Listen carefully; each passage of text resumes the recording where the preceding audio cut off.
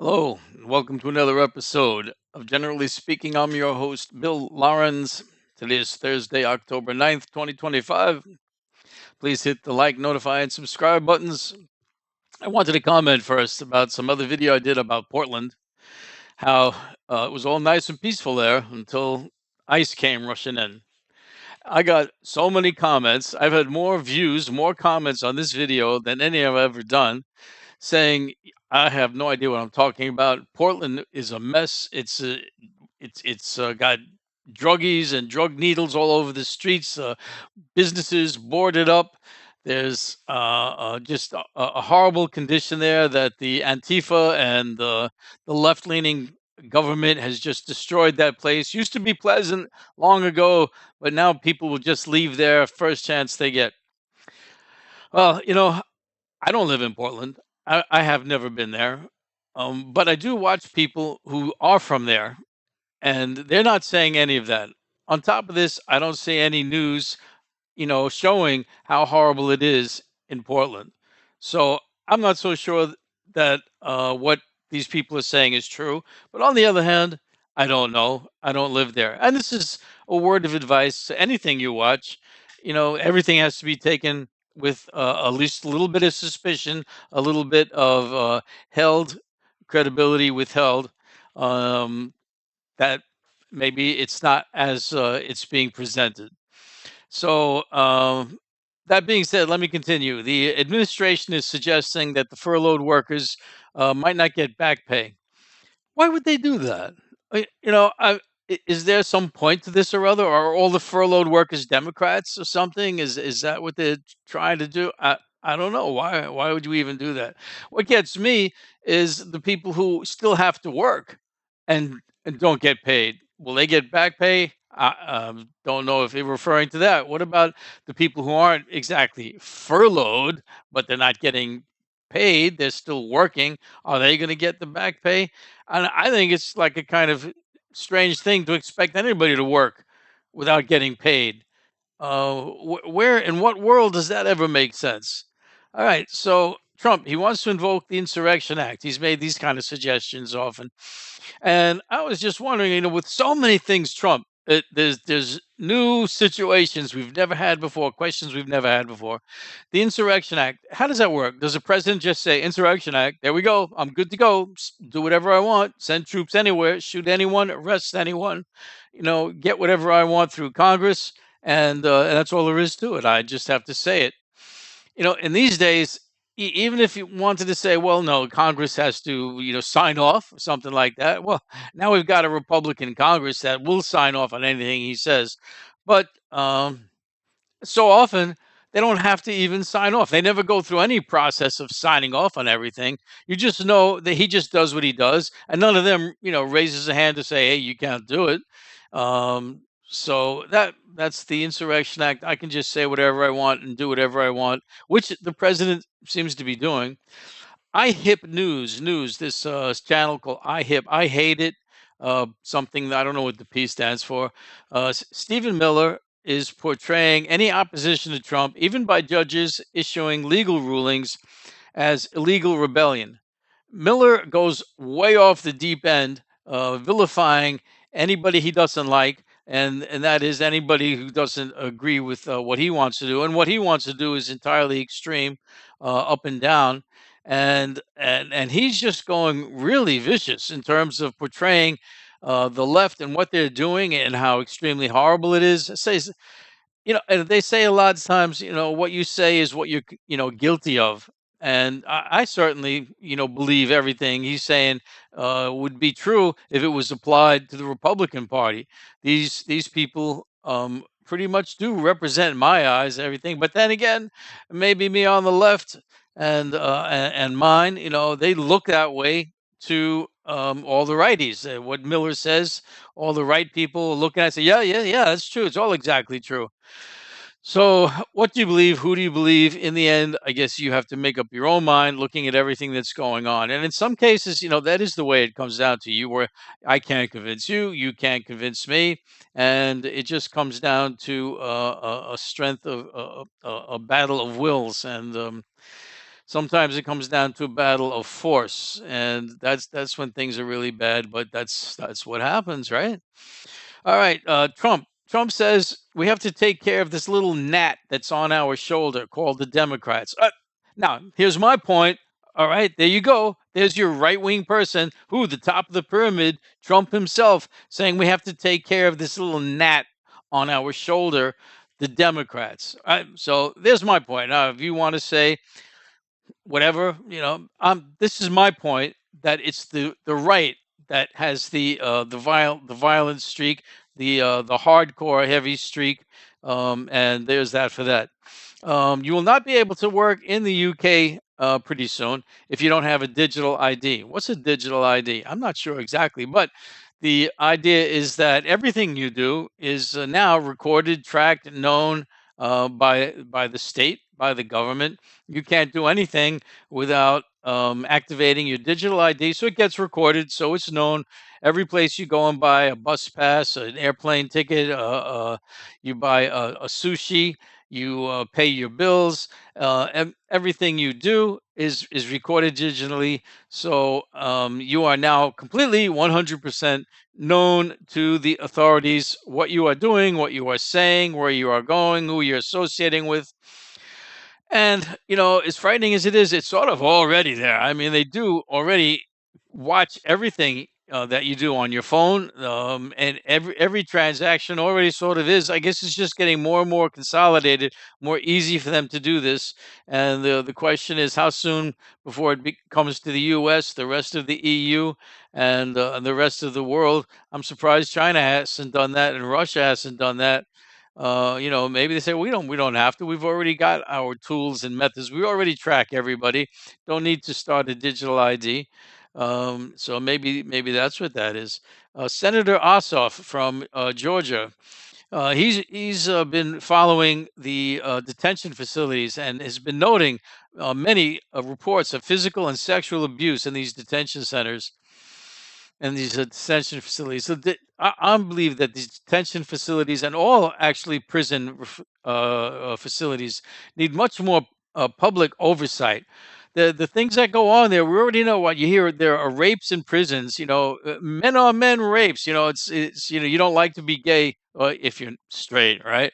But yet this is what the men are forced to do, and this is what they do, and this happens, and everybody knows it, and there's nothing that's done about it. You're in there with people, with gangs that will force you into criminal activity that you have no choice over, and you might have been trying to live an exemplary conduct to get out early, to show you're worthy of parole or something. And these gangs they'll pull you into stuff where now your sentence just got extended another 20 years. Things in these jails really need to be done better. Things that are new topic. Things that are important to the general population, like hospitals, electricity, and water. They're becoming more and more privatized. There's some big company, BlackRock or something, is looking to buy the rights to hospitals and electrical plants. So pretty soon, everything's going to be owned by private companies that decide they're going to raise prices whenever they feel like it. They're going to give out electricity if they want to, or cut it back if they want to. And no more such a thing as this is a public necessity, a public benefit, and it needs to be controlled by the government and not by some private entity. Going down that road, the road to capitalism. It's funny, the road to capitalism. Capitalism is an idea, and I'm thinking. I tend to think in terms of the long historical processes, political processes. You start off with clans where there's a strong person who rules everything, and the strong person gets bigger and bigger till you have kings, you have feudal societies, and there's a king ruler, and then finally the people that support the king, because kings can never do anything without some kind of a support structure. The supporting people are the business people, and so they start becoming a part of government, and so now the control spreads out a little more into a wider community. And the capitalism is just another view of the development of economic control. These, organizations that control things, the rich and the wealthy. But there's what do you do with the control? I mean, just because you're controlling, it doesn't necessarily mean this or that outcome. It all depends on what's inside the mindset, the head, the feelings, the emotions of the person controlling. And I think, as we see in Europe with this socialism bent, that they've got much better care for the people, and even not just the socialist Europe. Take China. Oh my God, China, for goodness sake, they've got healthcare and education, and this is a so-called communist regime, right? They've got healthcare and education for everyone. Don't have to worry about it. So it's all a mindset, and I think the mindset in this country is still really focused on, becoming personally wealthy, and that's the sign of you've done it, and that's the goal should be in life, is how good you can do. Nothing, no thoughts for the environment you're in, no thoughts for the structure as a whole, which is not good because you live in the structure as a whole. When we have our farms failing, you might be doing good, but suddenly there's no food on your table. Did you think about that? And of course, the Environmental Protection Agency. I don't know, the oil companies that want to just gut the EPA. Don't they know that it's their water, their air that's going to be polluted? They're going to be the ones to suffer with this. But nope, they don't think about that. Um, Trump, he said that he wants to end freedom of speech. I don't know exactly what he thought, how he was going to go with that, but he likes to cite this burning of the flags thing. He said, yeah, there was a flag burn. And whenever that happens, everybody goes wild, like as if, some kind of toxic chemical was released into the air. Whenever there's a flag burning, it starts riots and people start burning and down everything and bombing stuff. And he says, we got to stop that. And he said, made some comment about, the courts, they keep trying to uphold that pesky freedom of speech and those pesky courts, but we have to do something about that. And so he can just say that. That doesn't mean it happens. But in this world, he says things and stuff happens. Like if someone said something he didn't like it, he can't do anything about it. Except he does. He's got the Justice Department in his pocket. He says, "Go indict this person. Go charge them." So they've already gone after Comey. They're going after Letitia James now, and seasoned, years-long professional lawyers have looked at the case and said, "There's no there. There's nothing here to hang a hat on. We can't prosecute. I wouldn't go through with this. It's a waste of time." And yet Trump just finds lawyers. He says, "Well, listen, you're out. I don't want you. We'll get someone else that will do it. Will you do it?" "Yes, I'll do it, sir." "All right, you're hired. You're now the top lawyer." And in they go and they do it. But then what happens? That's to come before the courts, and the courts will see, what's nonsense and get rid of it. But how long before the courts, get replaced? It seems like that's something Trump hasn't had too much of an easy time with, just saying, "You're fired, you're fired." He fires everybody else. Apparently, there's nothing restricting him, but it doesn't seem like he can just fire this, that, and judge. Now, there are a lot of judges that already look favorably upon him, Supreme Court at the top of the list. But at the lower levels, there are still many who were even elected by him, but are still willing to see, something just this isn't right. What isn't right, you can't do. So they have some sensibilities, plus the people that weren't elected by him that had more, proper, I would say, beliefs to begin with. And what kills me is whenever a judge rules against Trump, how so often it's a Trump appointed or a Republican appointed judge, and everyone says, "See, look, it was a Republican appointed judge, like it should make a difference." And the sad thing is that it does, because if it was a Democratic appointed judge, they would all say, "Well, that's it. That's right there. That's the whole reason about it. It's a Democratic appointed judge. Can't be enough that it's a judge." Well, sometimes that argument makes sense. Like all the Supreme Court people, they were all hired, like voted in, elected, selected by Republicans. So where does this argument go? That you were a Republican picked, you were a Democrat picked. Like, the bottom line is, what kind of person are you as a judge? And really, whoever elected you or not, shouldn't make a difference. But there we go. Ranting on about the judges. ICE is shooting pepper balls from the roof at sign carriers. I was watching the video of this. Like I said, I don't live in Portland, Oregon, but this was a video from Portland, Oregon. The ICE agents standing on the roof with their guns pointed down at, a crowd of like 20, 30 people holding signs, ICE, go away, ICE, go away.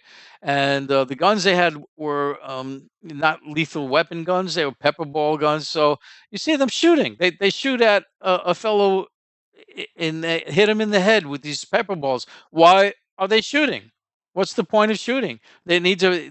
People are expressing their rights to free speech. They're just standing there, but they're just shooting them. Oh, well, what kind of person is this that's shooting it? I guess it's the one of the many kind of people that have no problems with just shooting people. I'm sure that you put him in a different situation with some live ammo and tell him, "Go, boy." He'll be happy to shoot them. I just need someone to tell me. As long as someone tells me, I'll shoot him. Be happy to shoot him. Yeah, you, whoever you are, I get to shoot you. Just there are so many people in the world like that. That's just the way that goes, right? Stephen Miller, under Title 10, this is what he says of the U.S. Code. The president has plenary authority, and this was in response to a question about him deploying the National Guard. And he was trying to say how he's got the authority, he's got the plenary, and he just froze and stopped. As what? There were two different reports on why he just stopped and froze, and the person interviewing him, got that split screen where Stephen Miller is wherever he's standing, and the person interviewing him is in their studio office, and they go, Stephen, Stephen, Stephen, you there? For like 10 seconds, finally the interviewer said, listen, everybody, we're having some kind of technical difficulty we have to cut out. And so they do that. And right away, the left is saying, yeah, sure, he froze because he just let out the cat out of the bag that in his view, or what he's trying to push, is Trump has plenary. And then the big thing, everybody's word searching, what's plenary? And it means he can do whatever he wants. Doesn't need anybody's approval, no congressional approval. He can just do whatever he wants. And so the left was saying, and he froze because he realized he said something out loud like that, which is, sure, he probably thinks it and he wants it, but he can't say that out loud. Well, I saw some justification that was offered up that while people are speaking to you and these split screens in their remote locations, wherever it is, they're speaking into microphones and they have headsets on. Not that I could see any headset on them. Must have been those in your ear things. And the excuse offered, the statement made, was that somehow a feed had been changed, that suddenly in Stephen's ear he was hearing strange stuff from some other channel, and he's just there kind of blanking out, listening. What? Like, what is this? So there we go, two stories. Which one is true? um I'll tell you which is good either way you look at it. Just the fact that he said plenary in the first place is a nail in his coffin. All right. So Letitia James, the fraud case against Trump. Now, this is a confusing story to me. It was said that it was ended. It was not ended successfully on Letitia James' part, and that now all Trump's businesses, his business licenses in New York for him, his family, all his companies, they've been canceled. He cannot do any business in New York, and all right, I mean that's a story in itself. But what I'm just wondering is, it's been said for forever, since Trump has been in office, that he was found guilty of 30 something cases of fraud already. So I'm wondering, well, what's this? Is this some new separate case? I don't know. But in any event, he's been had a big shock to his business system in New York, at least. All right. So a conservative think tank, they have decided to consider the BRICS countries and their association. They think them as terrorists. This is the popular word now coming out from the right. Anything you don't like, anyone you don't like, they're a terrorist. And they figure if they can say you're a terrorist, then they can justify doing whatever they want to you. I don't even know why they bother making these justifications. They'll say things and then say, and there you go, there's the justification. When the thing they said in the first place was so patently not worthy of justification status, that why do they bother? Why don't they just say, look, I don't like you and I'm going to arrest you? So, yeah, who wants terrorists? Everybody's a terrorist. Uh, Trump recently had a deal with Canada, and the story is that the Keystone Pipeline might be back on the menu, boys. The Keystone Pipeline, bringing oil from Canada down to the U.S. The big fight going on that happened over it was environmentalists saying, "Well, these pipelines they leak constantly. They destroy communities. They poison the water wells. They do everything on that. Plus, the oil, the particular kind of oil coming through the Keystone Pipeline." Would be the dirty kind of oil. I guess oil comes in different kinds, qualities, and the oil from the Keystone would be from dirty shale, whatever that is, bad ecologically speaking. Well, I guess there's no obstacles to that now with Trump and every one of his cronies in all positions of power to say if it happens or not. So that might be back. What happens again? What's going on now? The U.S. economic status, as reflected by bonds. Bonds. I'm not an economist by any means. I had one course in bookkeeping. That's all I know about economics. But if you follow things, you get the top of the top stories, and you start realizing, some of the big talking points. And bonds are a big talking point. Countries buy each other's bonds because they're like loans to the country that sells the bond.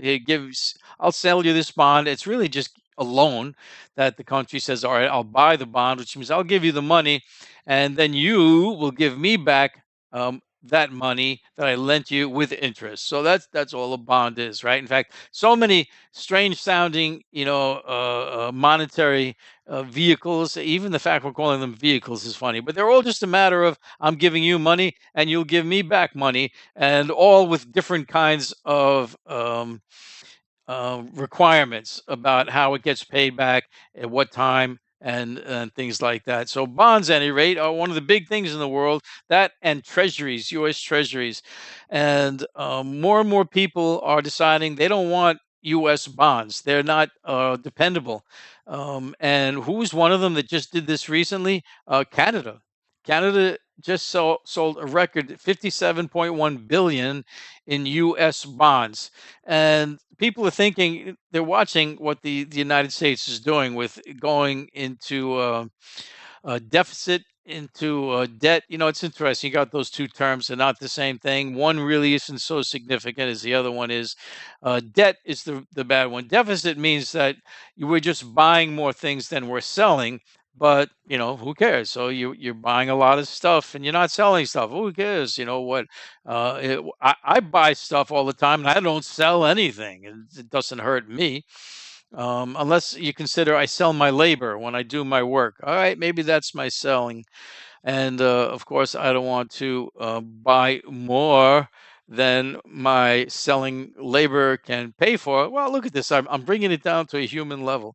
All right. Well, anyway, the deficit and the debt both are being looked at as bad in terms of where the U.S. is going. What's also looking like it might happen is a devaluation, where the dollar is just suddenly dropped down in what it's worth, compared to other currencies. And another reason why people want to get rid of bonds, U.S. Treasuries, and what's getting big now? Gold. Gold is being purchased. I remember the first time gold ever came into my consciousness. It was like $300 something an ounce, and now they're talking about it's going to hit 4,000 an ounce. I wish I had money to invest in gold. It's always been too much for me.